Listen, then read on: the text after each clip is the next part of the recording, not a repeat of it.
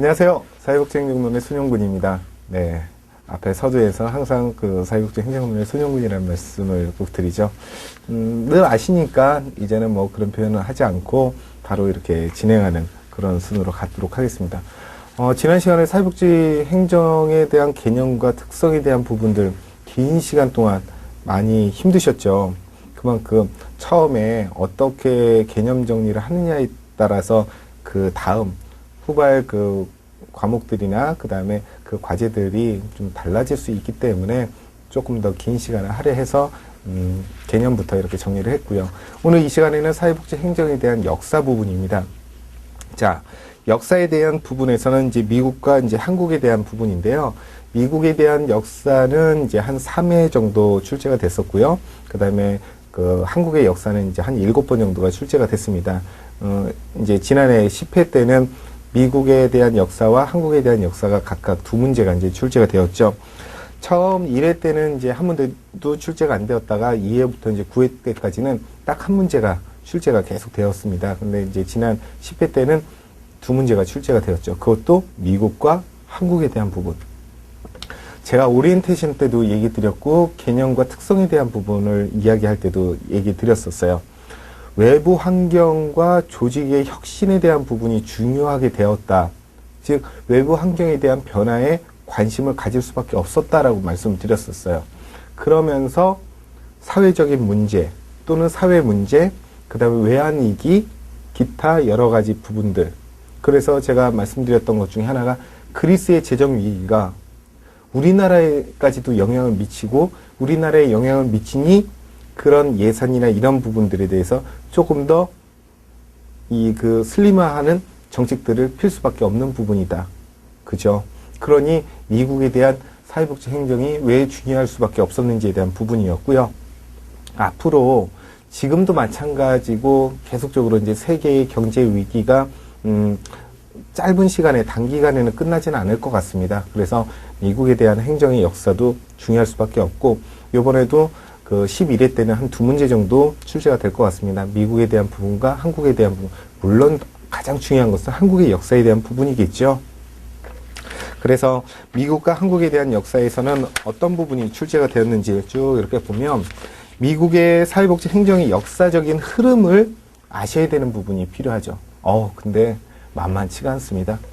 그래서 중요한 부분, 그 다음에 키워드, 키포인트를 제가 짚어 드릴 테니까 그거 위주로 공부를 하시면 될 것 같아요.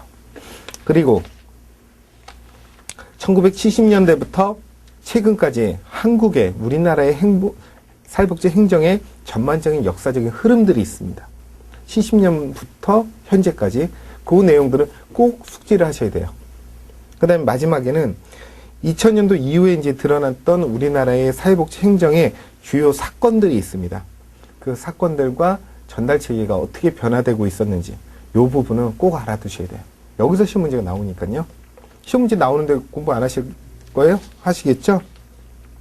그래서 미국의 사회복지 행정에 대한 역사는 뭐 출현기, 발전기, 확립기 이렇게 되어 있는데 그 중에서 중요한 부분들을 제가 발췌를 해서 말씀을 드릴 거고요. 한국의 사회복지 행정도 이제 외형기관들이 이제 들어오고 그 다음에 진행을 했던 70년대부터 현재 2000년도 이후까지에 대한 내용들을 또 설명을 드려보도록 하겠습니다. 자, 그러면 미국의 사회복지 행정에 대한 역사를 우선 먼저 봐야겠죠.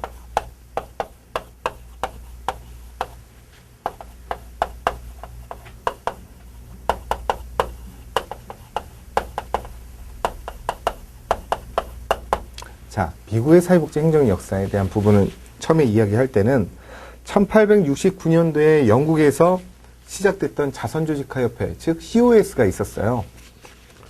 여기서 이제 우스갯소리 하나 말씀드려 볼까요? 그 예전에 중세시대 때의 영화 같은 것들을 보면 여성분들은 어떤 모습의 그 옷차림이었었나요? 하얀 긴 드레스, 레이스가 달린 긴 드레스에 한번 상상을 한번 해보세요. 긴 드레스에 여기까지 오는 장갑 있죠. 하얀 장갑을 딱 끼고, 그죠? 여기도 아니고 여기까지 오죠. 예. 그러고 그다음에 양산 같은 하얀색 레이스가 달린 양산을 딱 쓰고 모자 쓰는데 양산을 왜 쓰는지 모르겠어요. 아무튼 뭐 양산도 쓰고 그리고 이제 길거리를 활보를 했죠. 이제 중세시대에 이렇게 이제 어느 정도 떠오르십니까? 근데 그때 중세시대 때는요, 아스팔트가 없었어요. 좋은 동네나 이제 이쪽 이제 봉건주의 사회 때는 이제 지주가 있는 쪽은요, 벽돌로 또는 돌이 반듯한 것으로 이제 길거리를 만들었고요. 대부분의 도시들은 대부분 흙탕물이거나 아니면 흙으로 되어 있었어요. 그때 그 교통수단은 뭐였었습니까? 대부분 말이었죠. 예. 우마도 있고, 뭐, 말도 있었지만 대부분 이제, 사회적인 지위가 있던 귀족들은 이제 말을 타고 다녔었고요. 가마에다가 마차를 타고 다녔었고, 그리고 이제 서민들이나 이제, 중상인들은 이제 우마를 타고 다니고 그랬었어요. 그런데 길거리를 보면 소똥, 돼지똥들이 그냥 다 있어요. 말똥까지 그냥 다 있죠. 근데 그때, 남자들도 하이힐을 신었었어요. 여자만 신었던 게 아니라. 하이힐이 나왔던 이유에 대한 부분을 설명드리려고 하는 거예요. 그런데 긴 드레스를 입고 짧은 구두를 신었던 여성분들이 다 이제 길거리를 활보하면서 쓸고 다니는 거죠. 예. 똥 치우는 거죠. 치마 갖고. 예. 똥을 이렇게 몰고 다니면서 똥을 치우고 다녔었죠. 그러니까 얼마나 지저분해요. 예전에 우리 90년대만 해도 이제 젊은 층들이 긴 청바지, 힙합 청바지 같은 거 입고 뒤에 이렇게 질질 끌고 다녔잖아요. 예. 완전히 마대자루였죠? 그냥 마포자루 아시죠? 대걸레자루. 그것처럼 질질 끌고 다니고 그랬었잖아요. 그래서 그런 것들이 싫어서, 물론 지금 수준에서 봤을 때는 치마의 길이를 올리면 됐었는데, 그때는 여자의 다리를 보여주는 것은 쌍스러운 거였었다는 거죠. 지금하고는 문화가 너무 틀렸기 때문에. 그러니 치마의 길이는 그대로 두면서 치마가 쓸리지 않게 하기 위한 방법 중에 하나가 바로 하이힐을 만들게 되었던 거였었어요. 자, 제가 하이힐을 이야기하려고 했던 것은 아니고요. 그런 분들이 자선조직화협회에서는 이제 우회방문원이라는 자원봉사를 하게 됐어요. 즉 유급자원봉사를 했다라는 거죠. 그랬더니 그 사람들은 사회복지에 대해서 개념 전혀 없어요. 왜? 내가 뭐 그렇게 못 사는 것도 아니고 뭐 여유 있게 사는데 굳이 뭐 자원봉사 할 건 없고, 그래도 이제 나름 이제 사회적 지위와 체면이 있으니까 자원봉사를 했는데, 자원봉사자들을 구하기가 힘드니 그때는 유급자원봉사 돈을 일부 드릴 테니까 이런 거 뭐 이제 빈민가에 가서 이렇게 좀 조사 좀 해주십시오라고 해서, 그런데 가기를 싫어하니까 사람들이, 그래서 이제 유급자원봉사를 했어요. 그걸 이제 좋은 표현으로는 이제 우회방문원이라고 했고, 이게 이제 미국으로 건너오면서 이제 방면제도라는 형태를 이제 띠게 됐는데, 이 우회방문원들이 서류 하나 이렇게 가져가면서 이제 가가호호 이렇게 다니면서 어렵게 사시는 분들에 대한 욕구를 조사를 한 거예요. 긴 장갑을 끼고 우산을 쓰고 똑똑 안에서는 누구세요? 우회방문원입니다. 그럴 때 그러세요? 들어오세요. 냄새 장난 아니, 장렬이거든? 네가 그냥 나오세요. 뭐 이런 거예요. 그러면 좀 청소 좀 하시고, 죄송합니다. 저희가 누취해서 사는 곳이 다 이래요. 알겠어요. 제가 몇 가지만 조사 좀 하고 그냥 갈게요. 지금 필요하신 게 뭐예요? 그러세요? 그런 것도 없이 사시는 거예요? 전혀 그런 분들, 소외계층들이나 마이너리티에 되신 이런 분들에 대해서 어떤 배려나 이런 것들이 없었던 거죠. 자원봉사는 하고 싶고, 하기는 싫은데 그런데 가라고 하고 하니까 그런 것도 이제 쓰게 된 거죠. 네, 알았어요. 가볼게요. 이렇게 이제 가는 거예요. 거기를 또 초인종이 있었어요. 띵동. 누구세요? 예, 여기 자선조직화협회 우회방문원에서 온 우회방문원입니다. 그러세요? 누추한데 들어오세요.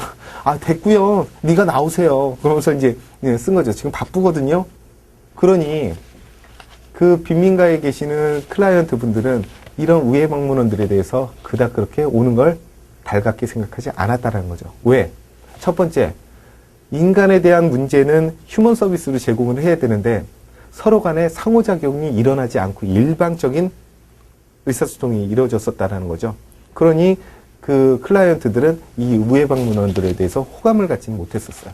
두 번째, 그렇게 욕구를 조사를 해갖고 가져갔으면 뭔가 우리한테 뭐 혜택이나 서비스가 주어져야 되잖아요.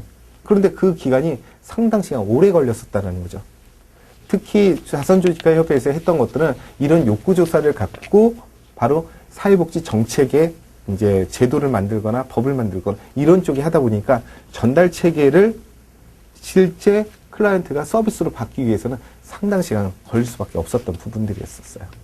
그랬던 이 1896년도에 영국의 그 자선조직가 협회가 미국으로 이렇게 넘어가게 된 거예요. 자, 이제 역사적인 흐름이 이제 조금 머릿속에 이제 그려지시나요? 그러니 미국도 마찬가지였었어요. 1877년도에 그 미국 동부에 이제 버팔로라는 그 곳에서 이제 처음 자선조직가 협회가 이제 만들어졌죠. 그러면서 이제 점점점 미국 전역으로 이제 확대되기는 시작을 했죠. 이때 이제 자선조직가 협회를 통해서 바로 민간 자선 활동들이 이루어지기 시작을 했던 거예요. 민간 자선 조직들이 이루어졌는데 우리 여러분들 인보관하고 어떤 차이점이 있는지는 익히 사회복지 발달사나 이런 것들에 대해서 배우셨죠.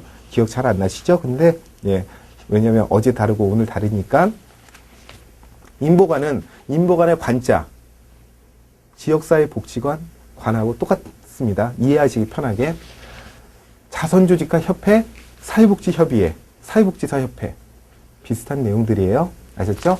인보관은 뭐였었어요?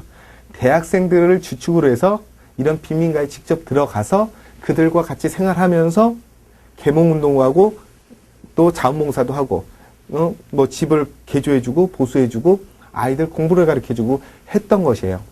그 모토가 또 모태가 바로 지역사회 복지관이 되어서 지역사회 복지관은 상류층에는 없어요. 상류층 지역에는 없단 말이에요.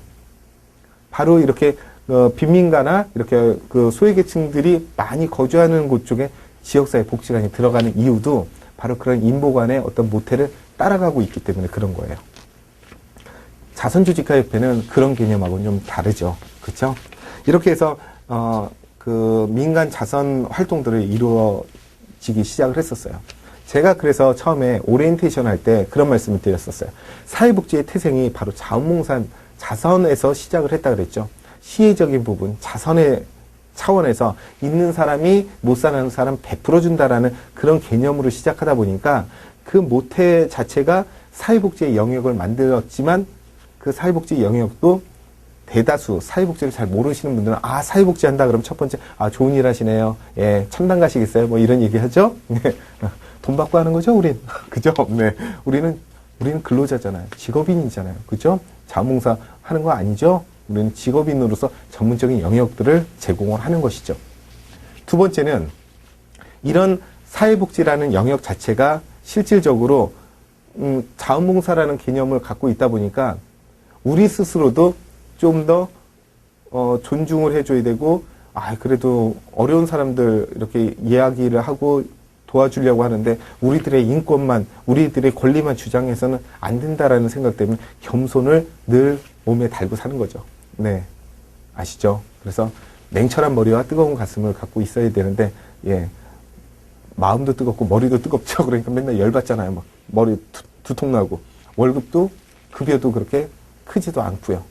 그러면서 굳이 사회복지를 하려고 하는 것은 여러분들이 마음이 착하고 이쁘고 아름답기 때문에 그렇습니다. 제가 단언컨 때 여러분들은 천국 가실 거예요. 예, 저도 그렇고요. 그렇죠? 예. 사람이 살다 보면서 자기 혼자 살 수 있는 상황들은 전혀 없습니다. 그렇죠? 내가 내 스스로가 잘나서 태어난 것도 아니고 우리 부모님들에 의해서 우리가 태어났고 우리 부모님들과 주변 사람들과 우리 가족과 또 지역사회에서 도움을 받고 이렇게 성장을 해왔었다는 거죠. 그러면 언젠가는 한 번은 여러분들도 다른 사람을 위해서 도와줘야 되는 기회가 있어야 되고 그 시기가 있을 거라고 생각이 듭니다. 물론 여러분들도 자원봉사 좀 해보셨을 테니까요. 하지만 이런 단발적인 자원봉사보다는 늘 그 인생에서 내 생활에서 함께 할 수 있는 자원봉사라고 한다면 생각을 이제 달리 한다면 급여를 받으면서도 좋은 일을 할 수 있는 사회복지가 참 매력적인 업무고 또 매력적인 어떤 그 근무 조건들이 아닐까라는 생각이 듭니다. 물론 보수나 처우나 이런 부분들만 생각했을 때는 물론 다른 데하고는 참 차이가 많이 지죠. 그건 또 현실적인 부분이기는 하죠. 하지만 누군가를 도와주는 데 있어서 시간을 내고 또 뭐 기회가 되면 해야 된다는 그런 생각보다는 늘상 이렇게 어려우신 분들을 늘 우리 주변에서 매일매일 생활하면서 그분들